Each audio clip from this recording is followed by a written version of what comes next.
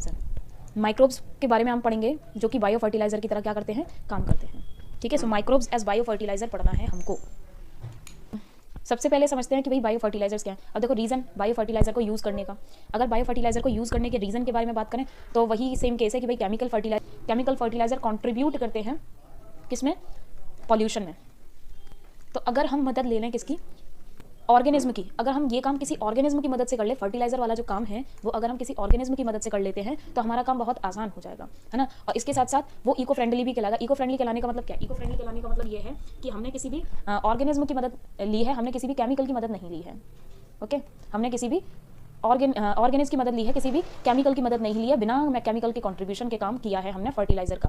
अब आप कहेंगे फर्टिलाइजर क्या है, तो देखो जरा ध्यान से सुनना, बहुत ही बेसिक सी बातें मैं आपको यहाँ पर बताने वाली हूँ, तो ध्यान से सुनिए। देखो फर्टिलाइजर और मैन्योर दोनों का एक ही काम होता है। फर्टिलाइजर और मैन्योर की अगर हम बात करें तो दोनों का एक ही काम होता है, न्यूट्रिएंट लेवल बढ़ाना, इंक्रीजिंग न्यूट्रिएंट लेवल या न्यूट्रिएंट क्वालिटी। ठीक है, ये इंक्रीज करते हैं क्या, न्यूट्रिएंट क्वालिटी। फर्क सिर्फ इतना रहता है कि अगर मैं बात करती हूँ किसकी, अगर मैं बात करती हूँ फर्टिलाइजर की, तो फर्टिलाइजर इस काम को बहुत अच्छे तरीके से कर पाते हैं बहुत कम समय के अंदर, और मैन्योर इस काम को थोड़े कम अच्छे तरीके से, मतलब है कि थोड़ा कम काम कर पाएंगे और आपको मैन्योर बहुत ज़्यादा यूज़ करनी पड़ेगी। तो मैन्योर जो है वो नेचुरल है, जो कि खाद वगैरह जिसको हम बोलते हैं, खाद बोला जाता है इसको हिंदी में, जो कि काउ डंग वगैरह या वेस्ट जो होता है किचन वगैरह का, उससे बनाया जा सकता है। ठीक है, एक जगह पर इकट्ठा करके बैक्टीरिया के डिग्रेडेशन से मैन्योर का फॉर्मेशन होता है। फर्टिलाइजर जो है वो इंडस्ट्रीज में बनते हैं, छोटे छोटे पाउच फॉर्म में मिलते हैं। मैन्योर बड़े बड़े पैकेट्स में मिलेंगे और उन छोटे छोटे पाउच वाला भी काम नहीं कर पाएंगे, है ना। लेकिन अब बात करते हैं फ़ायदे की, कि दोनों में फिर फ़ायदा किस में है। देखो फ़ायदा तो अलग अलग व्यू है कि किस तरीके से हम ले रहे हैं। मैन्योर जो है वो कभी भी इन्वायरमेंट को या सॉइल को नुकसान नहीं पहुंचाएगा। फर्टिलाइजर नुकसान पहुंचाते हैं इन्वायरमेंट को भी, और इसके साथ साथ इन्वायरमेंट को भी पहुंचाएंगे नुकसान, और इसके साथ साथ सॉइल को भी पहुंचाएंगे। आप कहेंगे कैसे, देखो ऐसे, फर्टिलाइजर का काम होता है कि सॉइल में जितने भी न्यूट्रिएंट्स हैं ना, सारे न्यूट्रिएंट्स को बिल्कुल निचोड़ लिया जाए, किसके द्वारा, प्लांट के द्वारा, और प्लांट सभी न्यूट्रिएंट्स को एब्जॉर्ब कर लेता है। तो उनकी जो एब्जॉर्बिंग पावर है न्यूट्रिएंट्स को एब्जॉर्ब करने की, वो बढ़ जाती है। तो ऐसे सॉइल की जो क्वालिटी होती है, सॉइल की क्वालिटी कम हो जाएगी। सॉइल अब पहले जैसी नहीं रहेगी, सॉइल की क्वालिटी कम हो जाएगी, सॉइल बन जाएगी इनफर्टाइल सॉइल बन जाएगी, जिसको हम बोलते हैं बंजर ज़मीन। ठीक है, मतलब मिट्टी बंजर होगी तो मतलब ज़मीन ही होती है बंजर, लेकिन मिट्टी की वजह से होती है। तो मतलब अब जो ये सॉइल है, ये सॉइल बिल्कुल क्रॉप लगाने के लायक तो है नहीं। तो अब क्या होता है फिर कि इसको फिर छोड़ दिया जाता है कुछ समय के लिए, है ना। और अभी कुछ समय के लिए छोड़ दिया जाएगा, जब तक न्यूट्रिएंट्स दोबारा से रेप्लेनिश करेगा, ये दोबारा से गेन करेगा, तब तक खेती नहीं होगी। मैन्योर के साथ ऐसा कुछ नहीं है। मैन्योर के साथ आप ऐसा नहीं देखोगे कि बिल्कुल सॉइल से न्यूट्रिएंट निकाल के बिल्कुल खत्म कर दिए, ऐसा केस नहीं मिलेगा।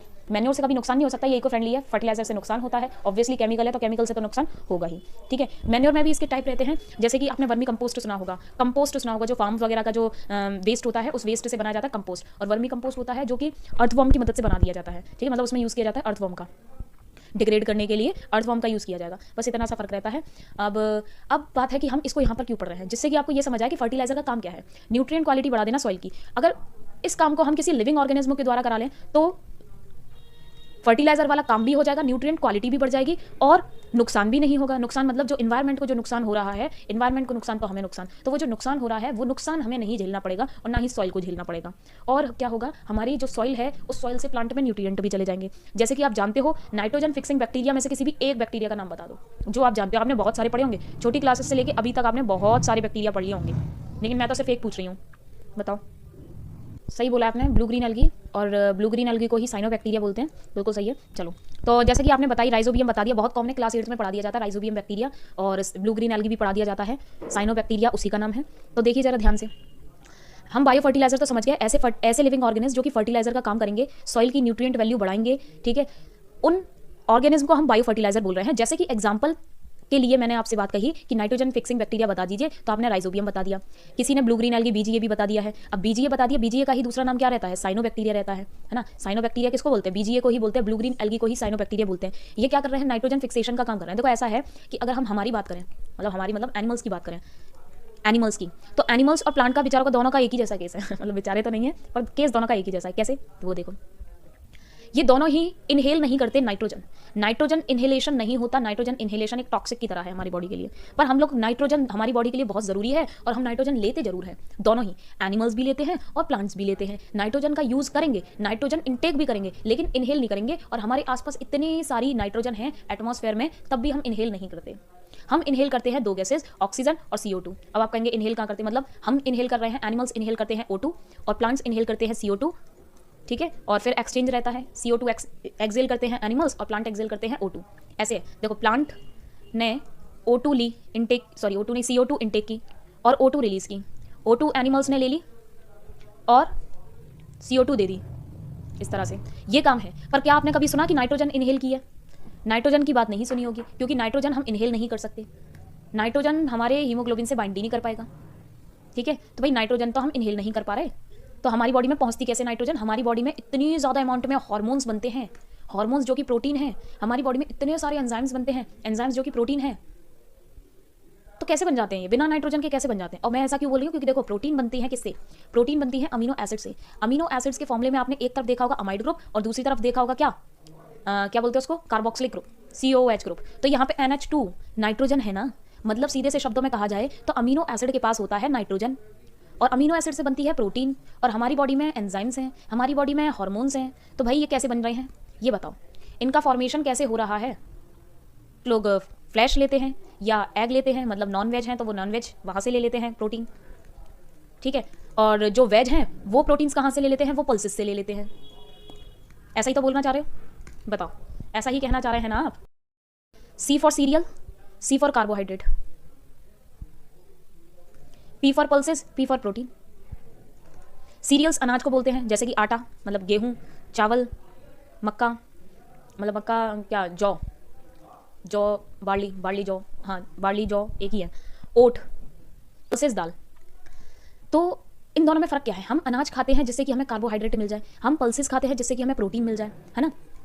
बाकी फ्लैश भी है, फ्लैश और एग, उसकी बात नहीं करेंगे अभी हम, क्योंकि अभी हम सीरियल्स वगैरह की फर्टिलाइजर की बात कर रहे हैं।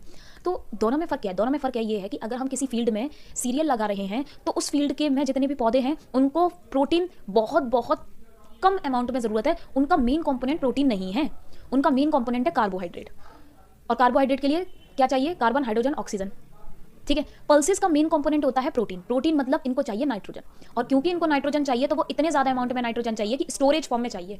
जैसे कि हम जितनी भी पल्सेस के बीज खाते हैं, मतलब मटर, दाल जितने भी खा रहे हैं वो सब सीड हैं, ठीक है, ग्राम और सोयाबीन।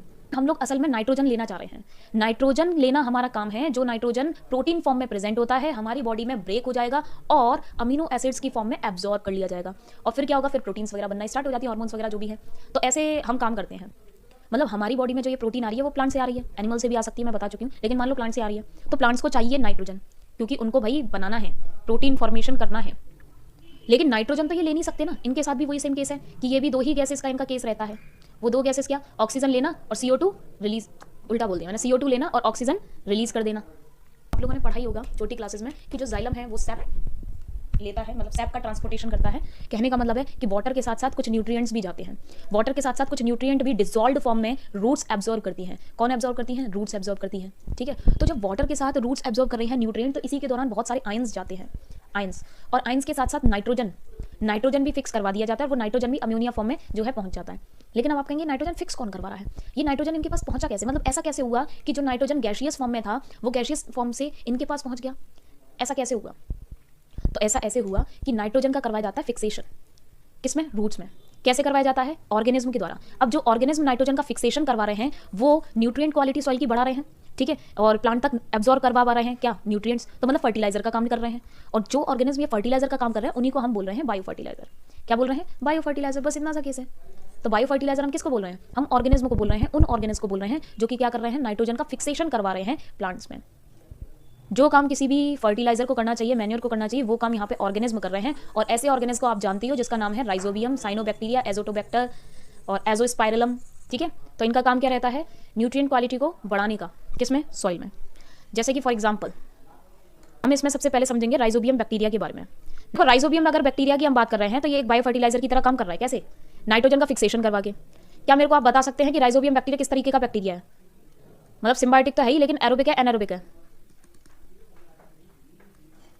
तो कि ये एक सिम्बायोटिक एसोसिएशन के साथ रहता है। किसके? Root nodules. देखो पल्सेस वाले जो प्लांट्स होते हैं हम उनको बोलते हैं लेग्यूमिनस प्लांट्स, या लेग्यूम्स बोल दो, लेग्यूम्स शब्द भी यूज किया जाता है। तो लेग्यूम्स हम उन प्लांट्स को बोलते हैं जो कि पल्सेस वाले प्लांट्स होते हैं, ठीक है। इनको जरूरत होती है नाइट्रोजन की, क्योंकि इनको बनानी होती है प्रोटीन। तो प्रोटीन बनानी है तो किसकी जरूरत होगी? नाइट्रोजन की जरूरत होगी। तो इनकी जो रूट्स होती है ना, उन रूट्स में नोड्यूल प्रेजेंट होते हैं। नोड्यूल्स मतलब गांठ जैसे स्ट्रक्चर होते हैं, उनके साथ राइजोबियम बैक्टीरिया रहता है। लेकिन कैसे रहता है? एक सामंजस्य के साथ रहता है, एक सिम्बायोटिक एसोसिएशन के साथ रहता है। इन रूट में गांठे जैसे स्ट्रक्चर देखने को मिलती हैं, इस तरीके से राउंडेड नोड्यूल्स प्रेजेंट होते हैं। और ये जो राउंडेड नोड्यूल्स होते हैं ना, इन नोड्यूल्स में एक पिगमेंट पाया जाता है जिसको बोलते हैं लैग हीमोग्लोबिन। ये पिंकिश कलर का पिगमेंट होता है, पिंकिश कलर का पिगमेंट होता है। जैसे हीमोग्लोबिन ऑक्सीजन को बाइंड करता है ना, ये भी ऑक्सीजन को बाइंड करता है, इसीलिए इसको ऑक्सीजन स्कैवेंजर बोलते हैं। इस रूट नोड्यूल के साथ राइजोबियम बैक्टीरिया रहेगा, और मैंने कहा कि भाई दोनों को फायदा होना चाहिए। राइजोबियम बैक्टीरिया नाइट्रोजन फिक्सेशन करवाता है, ये तो मदद हो गई किसकी, प्लांट की मदद हो गई। मतलब प्लांट्स में जो रूट है उन रूट के पास नाइट्रोजन पहुंच चुकी है, नाइट्रोजन पहुंचा दी गई है, अमोनिया की फॉर्म में वो उसको नाइट्रोजन को पहुंचा दिया जाता है, किसके द्वारा, राइजोबियम के द्वारा। तो देखो राइजोबियम जो है जब एंटर करते हैं तो उनको चाहिए ऑक्सीजन, उनको सर्वाइव करने के लिए ऑक्सीजन चाहिए, क्योंकि एरोबिक बैक्टीरिया है। लैग हीमोग्लोबिन जो होता है वो ट्रैप कर लेता है और उस ऑक्सीजन को प्रोवाइड करा देता है किसको, राइजोबियम बैक्टीरिया को। तो उसकी मदद से वो सर्वाइव करता रहेगा और रूट नोड्यूल्स को नाइट्रोजन मिल गई, उसकी मदद से वो प्रोटीन बना लेगा। ठीक है, तो दोनों की मदद हो गई, और क्योंकि दोनों की मदद हो रही है इसीलिए ये रिलेशनशिप कैसा रिलेशनशिप है, सिम्बायोटिक है। दोनों एक दूसरे के लिए कैसे हैं, फायदेमंद हैं। और क्योंकि राइजोबियम बैक्टीरिया ने नाइट्रोजन फिक्स करवाने का काम किया है, इसीलिए हम इसे क्या बोल देंगे कि भाई तुम तो बायो फर्टिलाइजर हो। चाहे तो जो एटमॉस्फेरिक नाइट्रोजन है, उस एटमॉस्फेरिक नाइट्रोजन को अमोनिया में कन्वर्ट किया जाता है, उसके बाद अमोनिया जो है वापस से N2 में कन्वर्ट होता है, उसको बोलते हैं डीनाइट्रिफिकेशन। और N2 फिक्सिंग बैक्टीरिया में बहुत सारे बैक्टीरिया हैं, कुछ ऐसे बैक्टीरिया हैं जो कि सिम्बायोटिक है, कुछ ऐसे बैक्टीरिया जो कि फ्री लिविंग है। तो सिम्बायोटिक आप पढ़ चुके हो कि सिम्बायोटिक एरोबिक बैक्टीरिया राइजोबियम है। अभी जो मैं आपको लिखवाऊंगी वो होंगे फ्री लिविंग, जैसे कि Azotobacter. This is not Azotobacter, Azotobacter सही शब्द है, एजोटोबैक्टर। किसी बुक में अगर एजेटो मिल रहा है गलत है, ठीक है। एजोटोबैक्टर बेसिलस है, एजोस्पाइरलम है, ये सब फ्री लिविंग है। और राइजोबियम कैसा है, सिम्बायोटिक है, ये फ्री लिविंग नहीं है। इसको मतलब है किससे, रूट नोड्यूल से है। क्वेश्चन है कुछ इस तरीके से कि साइनोबैक्टीरिया की कौन सी स्पीशीज हैं जो कि नाइट्रोजन फिक्सेशन करवाती हैं पैडी फील्ड में। पैडी फील्ड मतलब राइस फील्ड की बात हो रही है। तो साइनोबैक्टीरिया की दो स्पीशीज आप लोगों ने क्लास 11th में पढ़ी होंगी।